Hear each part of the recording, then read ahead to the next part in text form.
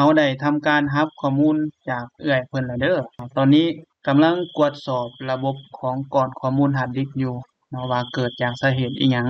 หลังจากที่ว่าเราได้ทำการตรวจสอบแล้วข้อมูลอยู่ก้อนฮาร์ดดิสก์ของเพิ่นถูกฟอร์แมตเป็นที่เรียบร้อยแล้วเนาะอันที่ขึ้นคำว่า locate unlocate หั้นนะตามที่เพิ่นเห็นหั้นนะดังที่อ้ายเพิ่นว่าเนาะก็คือว่านั่งเบิ่งเพิ่นเฮ็ดคือกันเนาะว่ามันผิดพลาดตั้งแต่ขั้นตอนการลง Windows หั้นคันร้านมืออาชีพแหน่จักหน่อยเนาะน่าจะรู้วิธีการป้องกันข้อมูลของลูกค้าเนาะเพราะว่าปัญหาจากการลง Windows นี่เนาะมันจะมีหลายปัญหาเนาะบางคอมก็ลงง่ายบางคอมก็ลงยากเจอปัญหาหลายๆเนาะเพราะฉะนั้นแล้วคันมืออาชีพแหน่จักหน่อยน่าจะแบ็กอัปข้อมูลของลูกค้าไว้ก่อนเนาะอันนี้เกินห้านมืออาชีพเฮาบ่ฮู้ดอกว่าเฮาจะลง Windows จะถูกก้อนของ SSD บ่เพราะว่าขั้นตอนที่เพิ่นลง Windows หั่นนะตามที่ว่าข้อยคิดเด้อคันว่ามืออาชีพเนาะก่อนจะลง Windows เนาะมันจะมีอยู่2ก้อนแบบนี้เห็นบ่ตัวนี้ข้อยสมมุติให้เป็น SSD เนาะตัว24นี่ตัวนี้ให้เป็นฮาร์ดดิสก์ยกเป็นตัวอย่างให้เบิ่งให้เพิ่นได้ฮู้ว่ามันแม่นแท้บ่หรือว่าจังได๋เนาะให้เพิ่นไปพิจารณาตื่มก่อนจะลง Windows น่าจะเขียนตัวนี้หรือว่าเพิ่นเขียนก็จังได๋บ่ฮู้คือกันเพิ่นน่าจะเขียนชื่อของดิสก์ตัวนี้เป็น Data บ่จังซี่นะแบบนี้อันนี้นี่เนาะแบบนี้เพื่อหยังเพื่อเฮาจะจื้อเนาะในเมื่อเฮาลงเลยนะเฮาจะเห็นว่าตัวนี้ก้อนตัวนี้เป็นก้อนข้อมูลเด้อเนาะบ่ต้องไปฟอร์แมตเนาะแล้วก็ให้เขียนบนนี้24เนี่ยให้เขียนคำว่า Windows เนาะนี่เขียนคำว่า Windows แบบนี้นะนี่เนาะหลังจากที่ว่าเพิ่นเขียนแบบนี้ขั้นตอนที่เพิ่นจะลงหั่นนะในเมื่อทำการบูต Windows ขึ้นมาแล้วเนาะมันจะมีให้ทำการเลือกประเภทของ Windows เนาะแล้วก็จะมีให้สร้างช่องเนาะเป็นช่องเก็บข้อมูลหั่นนะตามความคิดเนาะเพิ่นน่าจะฟอร์แมตถูกตัวนี้เลยว่าข้อมูลมันลึกแล้วเนาะเราจะทำการกู้ข้อมูลอย่างเดียวอันนี้เป็นกู้อย่างเดียวบ่ได้ทำการซ่อมแซมหรือว่าซ่อมแปลงข้อมูลแต่อย่างใดเนาะจะทำการกู้คืนใหม่ทั้งหมดข้อมูลหั่นนะแล้วข้อมูลฮาร์ดดิสก์ของเพิ่นหั่นนะจะทำการกู้ใหม่ทั้งหมดเด้อแล้วจะสาธิตให้เบิ่งให้มันขึ้น unlocate คือของเพิ่นเนาะดังห้านที่เพิ่นเฮ็ดผิดพลาดหั่นนะมาเบิ่งเนาะอันนี้คือของข้อยเนาะสาธิตอันนี้คือที่อยู่เบื้องหลังของก่อนทางหน้านี่เนาะ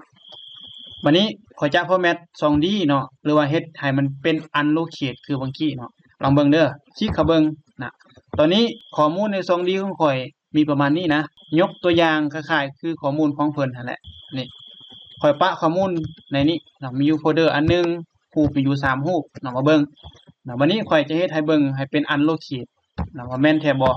เนาะมาเบิ่งนี่ตัวนี้ยังเห็นเนาะบัดนี้ข้อยจะทำการลบเนาะอันนี้ SSD เด้อเนาะเป็นความที่สาธิตให้เบิ่งให้เพิ่นเห็นว่าแม่นบ่เนาะคันมีฮาร์ดดิสก์มันจะขึ้นคือกันอยู่รูปเนาะมันจะขึ้น2แยกออกมาอีกเนาะอันนี้จะอยู่ใน2เดียวเนาะวันนี้ข้อยจะฟอร์แมต 2D เนาะ 2D ตัวนี้คลิกขวาเลือกลึบเลยนะบ่ได้ฟอร์แมตแหละนี่ทำการลึบเลยลึบเลยนี่ลึบออกให้เป็น unlocate คือของเพิ่นนั่นเนาะแล้วมาเบิ่ง2D ทั้งหน้าเมื่อกี้เนาะ 2D ตัวนี้นะมันสิหายออกเด้อมาเบิ่งปุ๊บมาเบิ่งนี่เห็นบ่ 2D ของข่อยเมื่อกี้หายไปแล้วนะบ่เห็นแล้วเนาะวันนี้เฮาเปิดที่อยู่เบื้องหลังมันก็จะเห็นแบบนี้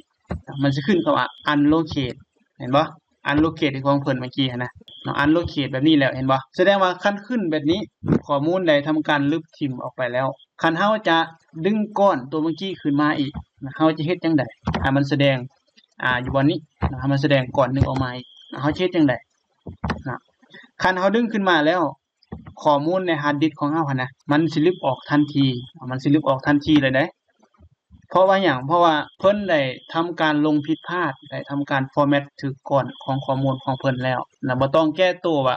ลง Windows บางทีบ่ได้ถูกฟอร์แมตนะฮาร์ดดิสก์ก็ยังคือเก่า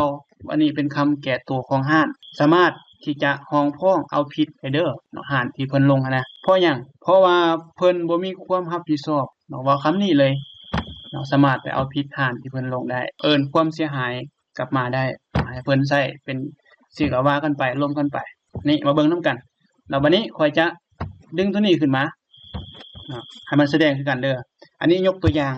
ก่อนข้อมูลของเพิ่นกำลังตรวจสอบอยู่คลิกขวาก่อนข้อมูลของเพิ่นบางกี้ข่อยทำการตรวจสอบแล้วในเมื่อคลิกขวามันก็สิขึ้นแบบนี้คือกันคลิกขวาบอน2ตัวนี้นะบอน unlocate นี่นะมันสิขึ้น new simple volume คือกันเนาะแบบนี้เห็นบ่โดยมีให้เลือกเป็นแบบนี้เนาะเห็นบ่นี่แบบนี้อันนี้เฮายังมีตัวเลือกหลายเลยนี่นะของเพิ่นบางกี้คลิกขวามันจะมีเพียงส่ำนี้เลยเห็นบ่ให้ new อย่างเดียวให้สร้าง2 hard disk ขึ้นมาอย่างเดียวนะเป็น2ใหม่เลยนะตอนนี้มาเบิ่งเด้อ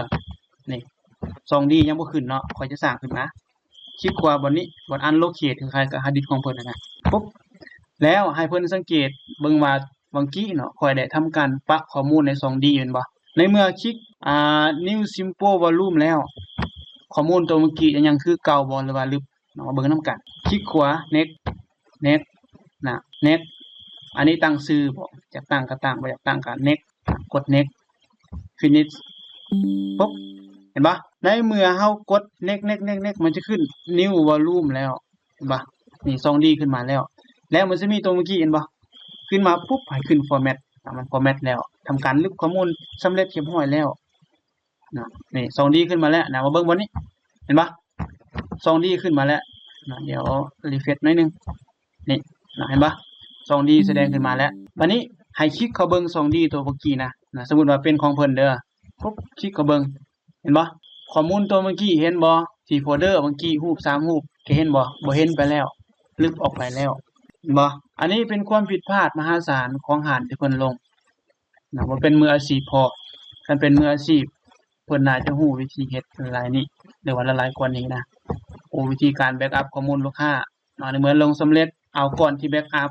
นำมาปะในเมื่อกี้คือเก่าหรือว่า2 hard disk คือเก่าคันเฮาลงแล้ว Windows ถูก2C เนาะเป็นปกติข้อมูลของเพิ่นก็จะยังแสดงตัวเมื่อกี้เนาะข้อมูลที่เฮาแบ็กอัพหั่นนะเฮาก็ทำลายทิ่มลบทิ่มก็ได้เนาะก็จะประมาณนี้